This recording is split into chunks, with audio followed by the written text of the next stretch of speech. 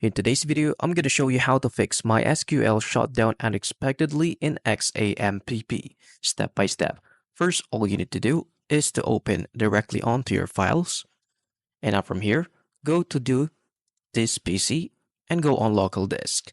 Now from here, go to program data or where your SQL is downloaded. Go to MySQL.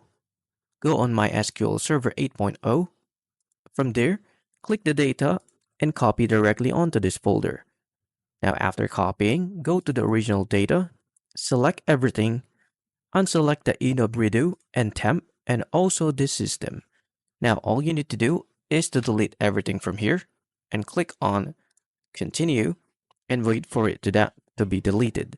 Now click on skip on the other folders that aren't able to delete.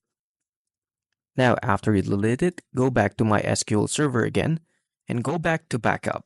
Now all you need to do is to click Control A or copy everything and then go again onto the My Server 8.0 and go to the data and then paste it directly onto this page and click on skip. And after all of the applications has been pasted, your MySQL now will work. And that's how to fix MySQL shutdown unexpectedly in XAMPP.